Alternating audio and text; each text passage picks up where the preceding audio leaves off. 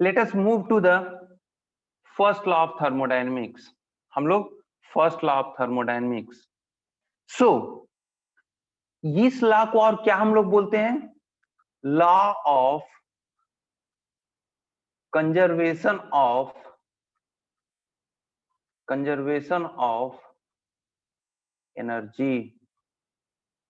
Energy या इसको बोला जाता है जूल्स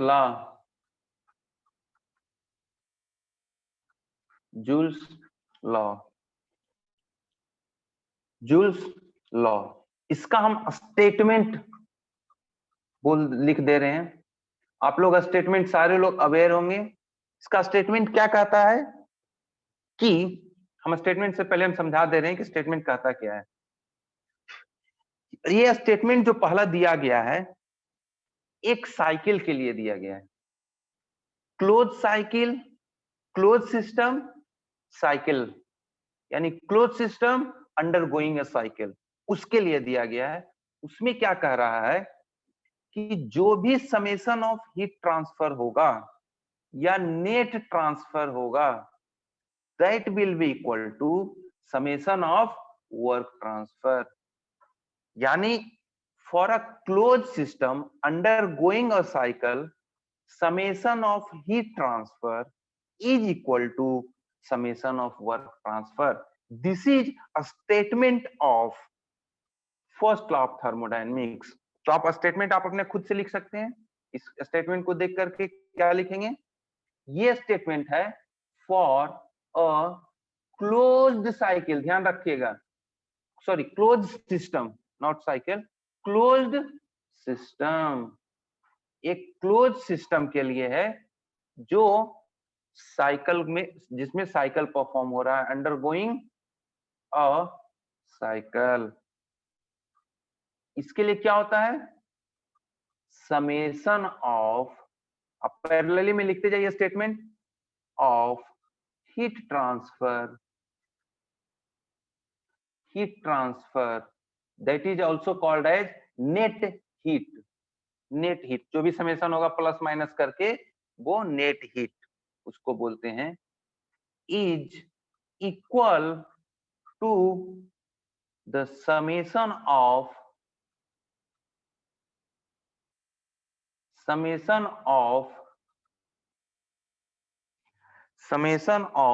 वर्क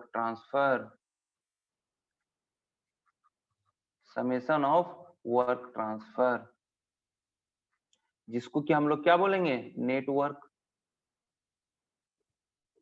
तो ये क्या हो जाएगा? इसके अनुसार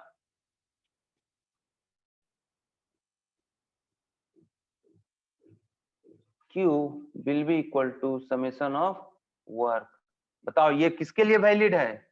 वैलिड, ध्यान रखें, only for a cycle. Please note it down. आप इसको लिख सकते हैं स्टेटमेंट। समझ गए? स्टेटमेंट में कोई दिक्कत नहीं। आप स्टेटमेंट हमेशा ध्यान रखिएगा कि ये साइकिल के लिए हम लोग दे रहे हैं, साइकिल के लिए हम दे रहे हैं। सो ये स्टेटमेंट ध्यान रखिएगा, ये स्टेटमेंट यानी दिस इक्वेशन किसके लिए वैलिड है? क्या ये रिवर्सिबल के लिए या इरिवर्सिबल के लिए? कोई बता सकता है? ये किसके लिए वैलिड है? कोई बता सकता है? ये दोनों के लिए वैलिड है। Valid both for reversible and irreversible, क्योंकि स्टेटमेंट में कहीं कंडीशन नहीं आया कि ये रिवर्सिबल वर्क होगा या इरिवर्सिबल के लिए होगा, इरिवर्सिबल साइकिल। यहां तक किसी को दिक्कत? ये स्टेटमेंट में कोई दिक्कत नहीं होना चाहिए। लिख लीजिए प्लीज, ये स्टेटमेंट में लिख लीजिए, और ये आपको जहन में आ जाना चाहिए, रटना नहीं है, समझना है कि जब आपको इंटरव्यू में पूछा जाए कि what do you mean by first law of thermodynamics, आप ये नहीं कह सकते हैं कि it is conservation of energy. Statement आपको बोलना है। स्टेटमेंट में भी ये नहीं बोलना है कि net heat transfer equal to net work, नहीं, ये किसके लिए है? For a close system undergoing a cycle, इस तरीके का स्टेटमेंट बोलना है। और साथ में आप ये भी जोड़ सकते हैं, it is valid for reversible and irreversible cycle, तो और ज्यादा अंडरस्टैंडिंग बन जाएगा। चलिए हम इसको मिटा रहे हैं, इस पेज को आप लोगों ने लिख लिया, please note it down. Sir irreversible cycle का क्या फिजिकल सिग्निफिकेंस है? All the real cycle are irreversible cycle. वो इरिवर्सिबल साइकिल ये बताता है कि कितना लॉसेस आपका जो हो रहा है उसको आप कितना सोल्व, क्या बोलते हैं, कितना आप सेव कर सकते हैं। सपोज एक पर्टिकुलर साइकिल है रियल साइकिल, वो इरिवर्सिबल है, दूसरा क्या है इरिवर्सिबल है।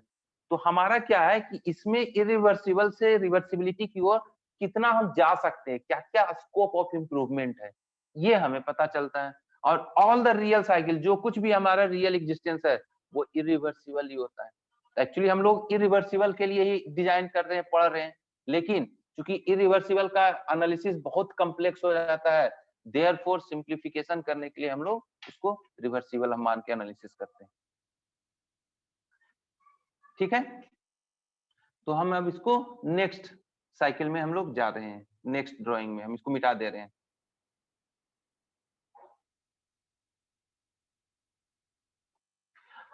अब हम ये पढ़ रहे हैं कि कंसिक्वेंसेस, क्या क्या आउटकम होता है, ये बहुत इंपॉर्टेंट है, ध्यान रखना है।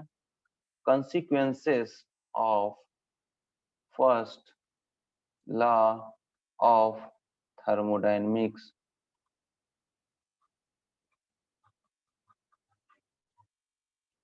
पहला पहला स्टेटमेंट क्या बनाते हैं कि heat transfer is a path function.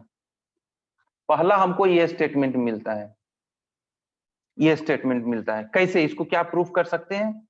हाँ हम प्रूफ कर देंगे। कैसे?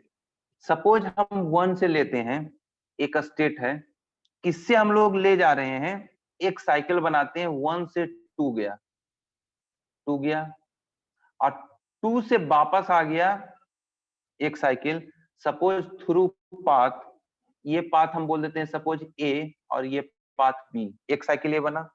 यानी कौन सा साइकिल बना? पहला 1A 2B 1 हम लिए, ये साइकिल हुआ पहला। दूसरा साइकिल हम और ले लेते हैं, हम पाथ एक का चेंज कर देते हैं, हमने पाथ चेंज कर दिया, कौन सा? सी हमने लिख दिया। तो दूसरा क्या हो गया? 1A 2C 1, ये दोनों क्या है? साइकिल्स है, साइकिल है। हम जानते हैं साइकिल के लिए फर्स्ट लॉ ऑफ थर्मोडायनेमिक्स क्या देता है? Net work done will be equal to net heat transfer, net heat transfer equal to net work transfer. तो बताइए कि समेशन, हम एक साइकिल चूज करते हैं, कौन सा साइकिल चूज करते हैं? पहला 1A 2B 1, उसके लिए आप लिख सकते हो कितना हो जाएगा, इसके लिए आप कितना लिख सकते हैं? DQ, ये पाथ डिपेंडेंट है, therefore we will cross it. ध्यान रखिएगा, DQ जैसे डिफरेंशियल में लिखते हैं, यहाँ क्रॉस कर दीजिएगा, ये ध्यान, इसको मत भूलिएगा क्रॉस करना। 1A 2 हमने DQ इसको लिया इससे, प्लस DQ कब? जब हम रिवर्स में आएंगे 2B 1 will be equal to how much? DW, हम इसको भी क्रॉस करेंगे, सारे जगह क्रॉस करना नहीं भूलिएगा, 1A 2 DW 2B 1 प्लस कर देंगे। दिस इज द साइकिल, पहला साइकिल के लिए ही नेटवर्क और नेट ही ट्रांसफर होगा। दूसरा साइकिल के लिए हम करते हैं DQ 1A 2 plus DQ 2C 1 will be equal to DW 1A 2 plus DW 2C 1। लिख सकते हैं, कोई प्रॉब्लम नहीं है इसको लिखने में। हम दोनों का डिफरेंस ले लेते हैं, दोनों का डिफरेंस ले रहे हैं, ये डिफरेंस डिफरेंस डिफरेंस डिफरेंस, बताइए क्या होगा? ये दोनों कैंसिल आउट हो जाएगा, ये दोनों कैंसिल आउट हो जाएगा, ये भी कैंसिल, ये भी कैंसिल हो जाएगा, कैंसिल।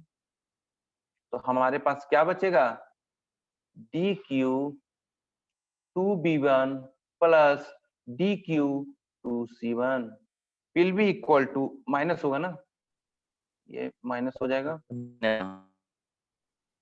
माइनस होगा dw2b1 माइनस dw2c1, क्रॉस करना नहीं भूलना है, 2c1। अब बताइए क्या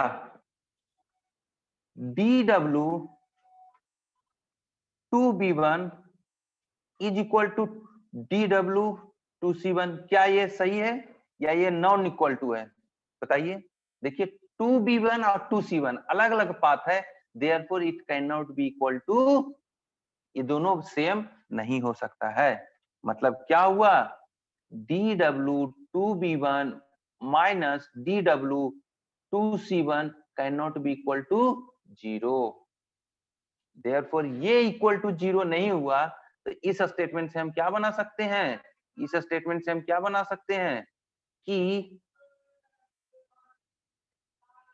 dw2b1 सॉरी dq लिखेंगे, dq2b1 minus dq2c1 can not equal to 0। आप समझ गए या नहीं स्टेटमेंट? ये स्टेटमेंट कहां से आया? सिंस ये स्टेटमेंट आपका वैलिड है, ये स्टेटमेंट आपके पास स्टेटमेंट है क्योंकि dw2b1 is not equal to 2c1, dw2c1 क्योंकि दोनों पाथ अलग अलग है, देयरफॉर ये नहीं हो सकता है, therefore dq2b1 is not equal to dq2c1। मतलब पाथ हमने जैसे ही चेंज कर दिया तो ये क्या हो गया है, अलग अलग आ गया है। कैसे? हमने एक पाथ ये वाला लिया है और दूसरा पाथ ये वाला लिया है, यानी ये कौन सा है 2b1, ये कौन सा है 2c1, यानी पाथ जैसे ही चेंज हुआ तो हीट ट्रांसफर सेम नहीं रह पाया। इसका मतलब हम क्या कह सकते हैं कि heat transfer is path dependent, heat transfer is path dependent. मतलब क्या हो रहा है, देखो इस पाथ के लिए 2b1 के लिए और 2c1 के लिए, even though both end state are the same, दोनों सेम है ना, लेकिन बावजूद इसके जब एंड स्टेट सेम है, बावजूद इसके हीट ट्रांसफर दोनों पाथ के लिए अलग अलग है। देयरफॉर हम ये कह सकते हैं कि हीट ट्रांसफर पाथ डिपेंडेंट है या पाथ फंक्शन है, या पाथ फंक्शन है, पाथ फंक्शन है। So please note it down, इसको आप लोग नोट कर लीजिए, इसका स्क्रीन पे जितना दिख रहा है आप नोट कर सकते हैं। समझ गए? इसमें कोई डाउट है तो बताइए। हमने एक प्रूफ कर दिया आपको कि heat transfer is a path function, heat transfer is a path function, heat transfer is a path function, heat transfer is a path function, heat transfer is a path function. Please आप note कर दीजिए, note कर लीजिए।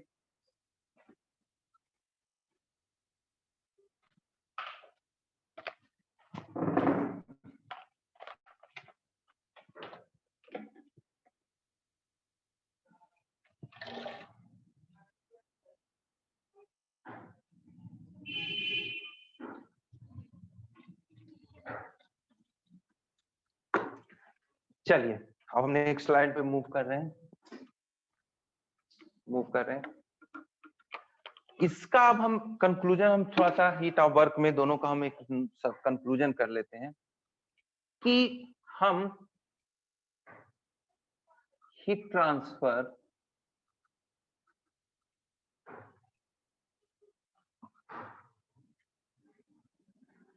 And work transfer, थोड़ा दोनों के बारे में समराइज कर लेते हैं, क्या क्या पॉइंट हमने अभी तक सीखा है। पहला हम कह सकते हैं बोथ आर पाथ फंक्शन। इस स्टेटमेंट में कोई दिक्कत?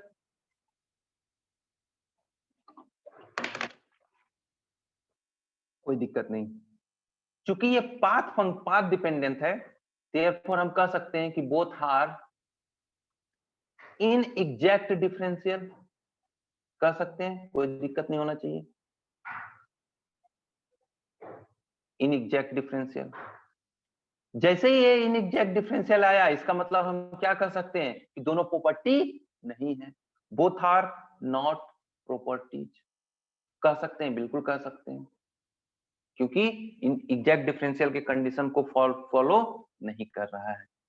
क्योंकि ये पाथ पे डिपेंड कर रहा है, देयरफॉर हम ये कह सकते हैं बोथ आर बॉन्ड, पाथ पे डिपेंड कर रहा है। दूसरी बात, ये दोनों हीट और वर्क ट्रांसफर हो रहा है, पाथ डिपेंडेंट तो हो ही गया है।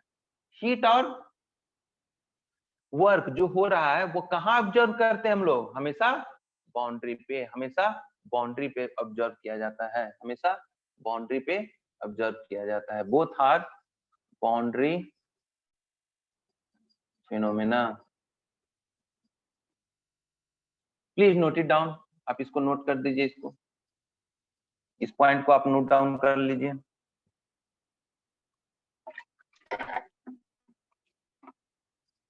इस पॉइंट को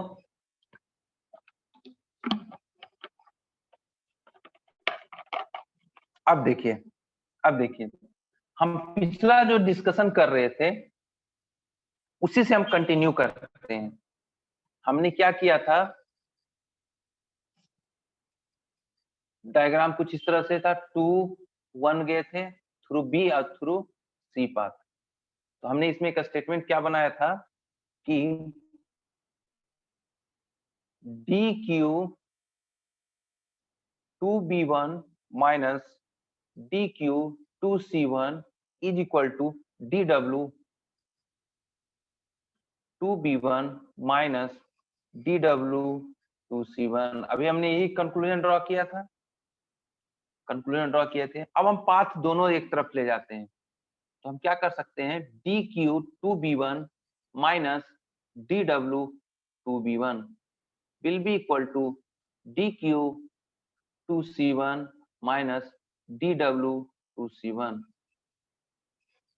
इसको हम लोग क्या लिख सकते हैं कि D Q minus D W किसके लिए? ये जो डिफरेंस होगा for path 2b1 is equal to D Q minus D W for path 2c1। देखिए इस स्टेटमेंट से क्या आपको एक मिल रहा है?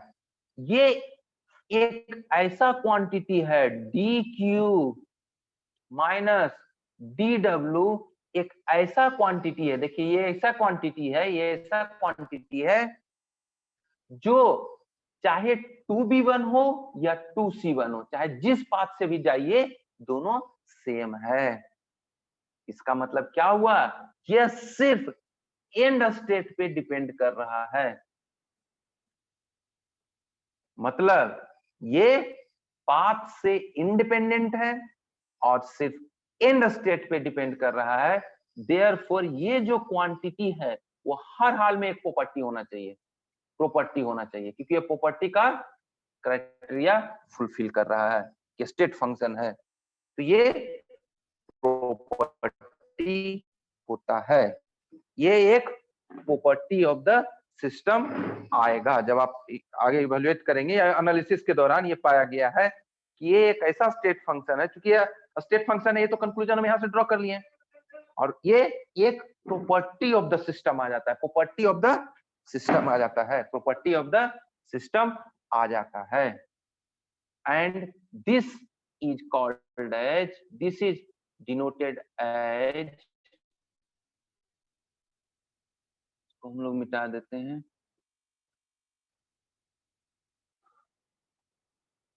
इसको हम लोग क्या लिखेंगे कि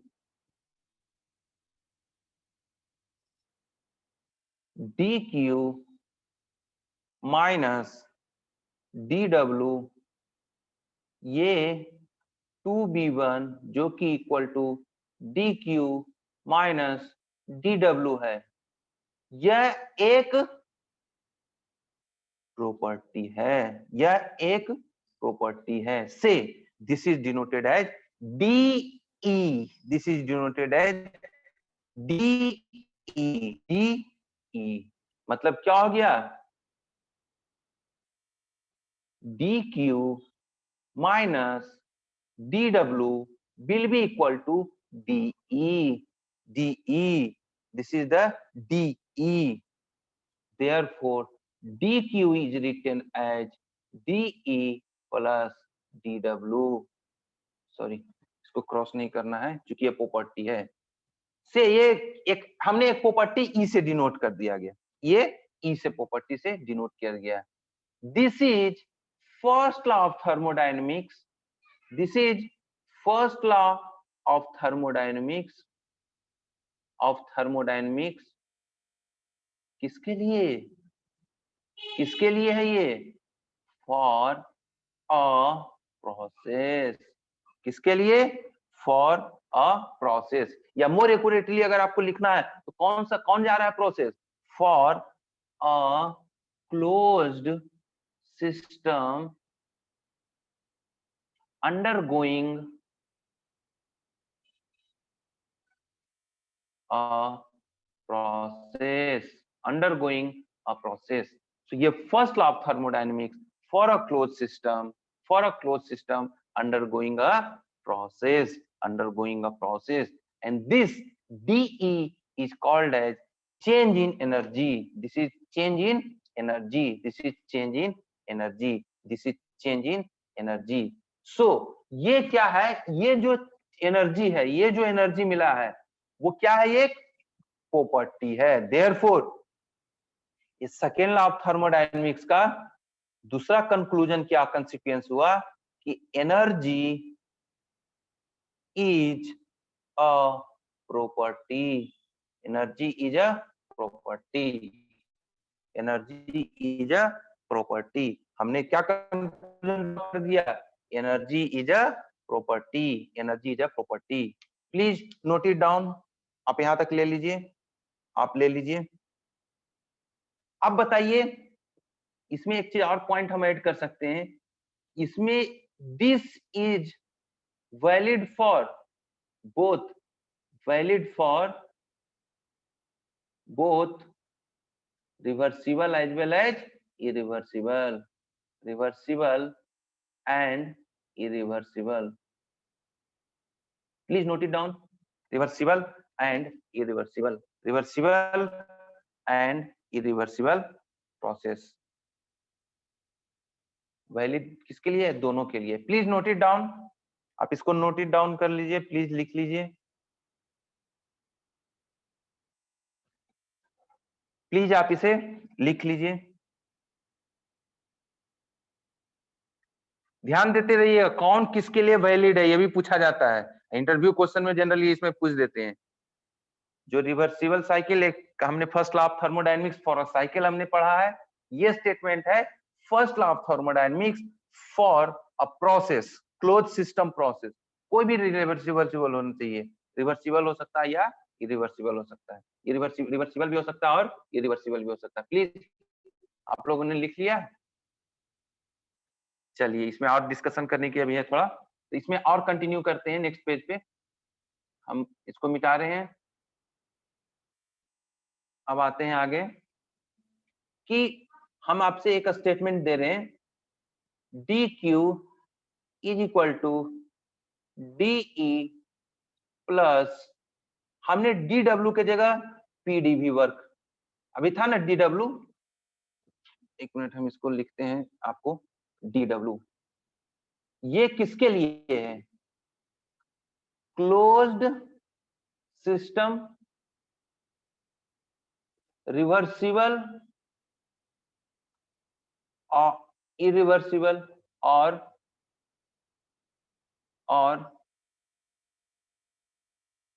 इरिवर्सिबल, इसके लिए है।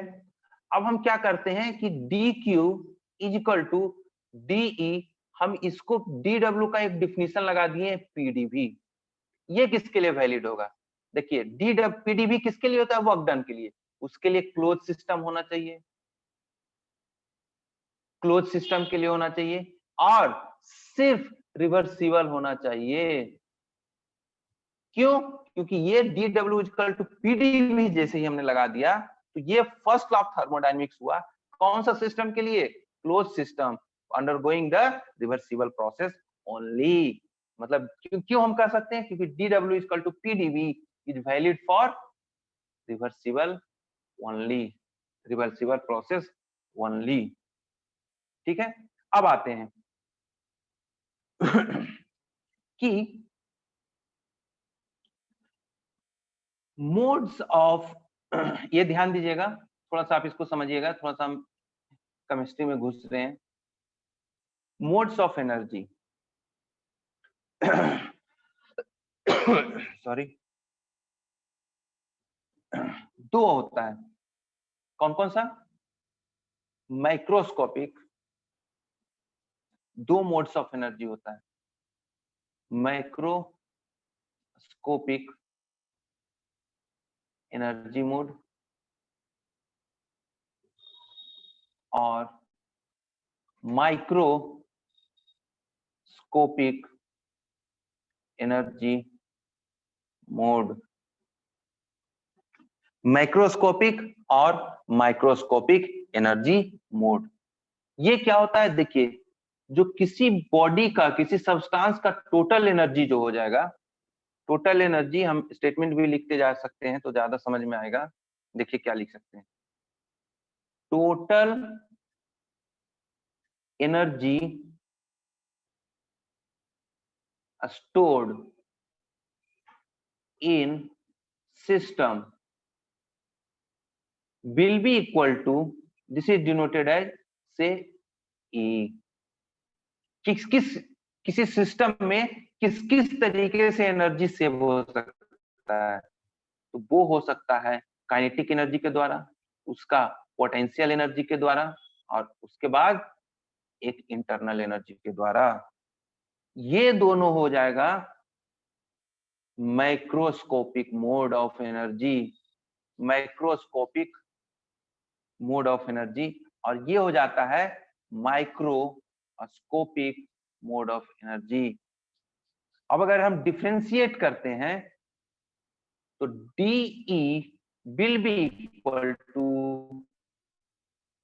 change in kinetic energy plus change in potential energy plus change in internal energy।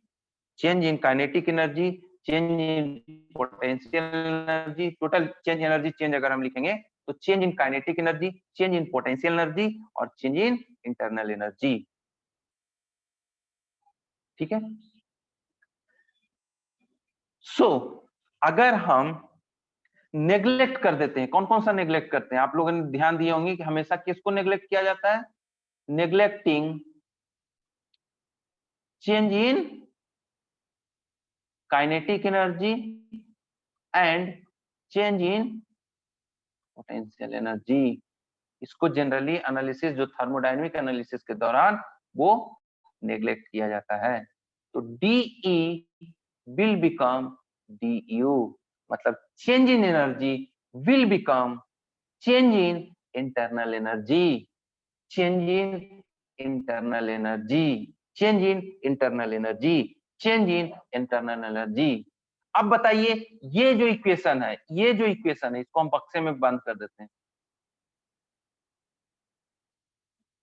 ये जो हम इसको बक्से में हम यहाँ पे बंद कर दे रहे हैं। अब बताइए, ये जो हो रहा है चेंज इन, हम क्या कर दिए हैं? DQ is equal to DU plus DW लिखते हैं। चलो अभी PDB बार में लिखेंगे, DW हम लिखते हैं। अब बताइए ये क्या है? ये है फर्स्ट लॉ ऑफ थर्मोडायनेमिक्स। किसके लिए? For a closed system, closed system. किसके लिए? क्लोज्ड सिस्टम, रिवर्सिबल या इरिवर्सिबल, दोनों प्रोसेस के लिए, रिवर्सिबल और इरिवर्सिबल, कुछ भी प्रोसेस हो सकता है। लेकिन क्या हो रहा है? Neglecting change in kinetic energy and potential energy. है या नहीं? इसका कंडीशन आप समझिए कि DQ equal to DU plus DW कब वैलिड होगा? ये फर्स्ट लॉ ऑफ थर्मोडायनेमिक्स का स्टेटमेंट है। For a closed system undergoing a reversible और irreversible process when neglecting change in kinetic energy and potential energy. अब अगर इसी में DW की जगह हम लोग PDB लिख देंगे तो ये इरिवर्सिबिलिटी के कारण हट जाएगा, वो इरिवर्सिबल के लिए वैलिड नहीं रह पाएगा। देयरफॉर यहाँ पे हम क्या कंक्लूजन ड्रॉ कर सकते हैं, since D is a property, तो D is nothing but du, तो du is called as internal energy, du is called as internal energy. Therefore here du या u हम बोल देते हैं, चेंज इन हो जाए, या u is internal energy, internal energy and it is a property, it is a property। इसका unit क्या होगा, इट्स यूनिट इज क्या होगा, एनर्जी है, देयरफॉर किलो जूल। ये कौन सा प्रॉपर्टी है, इंटेंसिव या इंटेंसिव, तो इट इज एनर्जी है, therefore all energy are extensive property, it is extensive property, property extensive property. Specific internal energy क्या लिखेंगे, U will become U upon M, that is the specific internal energy, क्या हो जाएगा, kilo joule पर KG. और ये क्या हो जाएगा इसका, ये इंटेंसिव प्रॉपर्टी हो जाएगा, इसको हम लोग लिख सकते हैं intensive property, intensive property, intensive property। So please note it down, please note it down, please note it down, please note it down, please note it down। आप इसको नोट कीजिए please, please note it down. इसमें किसी को दिक्कत है तो please ask, अगर किन्हीं को कुछ डाउट है यू मे आस्क प्लीज।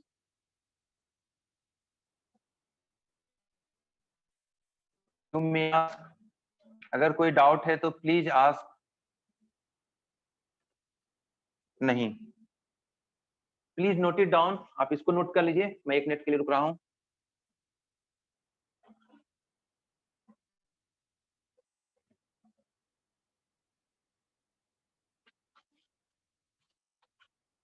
ये कंडीशन कब कौन कौन सा वैलिड हो रहा है, कौन इनवैलिड है, ये बहुत इंपॉर्टेंट है आपको समझने के लिए। ये आपको समझ में अब क्लियर हो गया होगा कि कौन सा किस कंडीशन के अंतर्गत हम लगाएंगे। चलिए हम अब मूव कर रहे हैं नेक्स्ट स्लाइड पे, मूव कर रहे हैं नेक्स्ट स्लाइड पे। सो नेक्स्ट स्लाइड, हम नेक्स्ट कंक्लूजन हम ड्रॉ करने जा रहे हैं, that is next third one is energy of an isolated system is, हम उसके बारे में स्टेटमेंट क्या कंक्लूजन ड्रॉ कर सकते हैं। आइसोलेटेड का मतलब क्या हुआ, आइसोलेटेड का मतलब हो गया कि नो मास ट्रांसफर है या नहीं, और ना ही heat transfer, energy transfer, energy heat और वर्क दोनों हो जाएगा, नो एनर्जी ट्रांसफर। अब बताइए एनर्जी में क्या क्या ट्रांसफर हो सकता है बाउंड्री में, हीट हो सकता है बाउंड्री से, या वर्क ट्रांसफर हो सकता है, दो ही हो सकता है ना। No energy transfer means what, boundary पे हम आइसोलेटेड सिस्टम का बाउंड्री पे देखेंगे, बाउंड्री पे ही मास ट्रांसफर नहीं होता है, ये भी नहीं होता है, और ना ही एनर्जी ट्रांसफर हो सकता है। तो एनर्जी और हीट क्या क्या हो सकता है, कौन कौन सा एनर्जी बाउंड्री पे ट्रांसफर हो सकता है, वो है हीट, वो भी नहीं हो रहा है, वर्क वो भी नहीं हो रहा है। देयरफॉर अगर हम फर्स्ट लॉ ऑफ थर्मोडायनेमिक्स लिखते हैं, जो कि हमें पता है dq equal to de plus dw, हम जानते हैं कि आइसोलेटेड सिस्टम के लिए dq is 0, therefore de plus work done is 0, therefore हम क्या लिख सकते हैं इसको, de is equal to 0, that means E final minus E initial will be equal to 0, therefore E final it will be equal to E initial and that will remain constant। therefore हम लोग क्या conclusion draw कर सकते हैं कि energy of an isolated system is always always constant, ये हमारा next consequence हुआ, is always constant. Please note it down, please note it down. Isolated system का एनर्जी हमेशा कांस्टेंट होता है। ये कहां से आपने सीखा? फर्स्ट लॉ ऑफ थर्मोडायनेमिक्स से, फर्स्ट लॉ ऑफ थर्मोडायनेमिक्स से, फर्स्ट लॉ ऑफ थर्मोडायनेमिक्स से, फर्स्ट लॉ ऑफ थर्मोडायनेमिक्स से। Please note it down, please note it down, please note it down.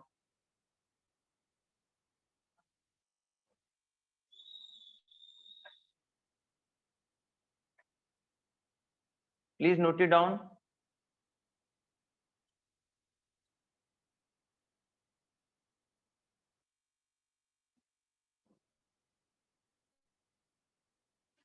अब आते हैं हम नेक्स्ट स्लाइड पे जा रहे हैं। चौथा क्या कंसिक्वेंसेस आता है? चौथा consequences, perpetual, perpetual motion machine of first kind. Sir थोड़ा पीछे जाइए ना सर, लिखना छूट गया।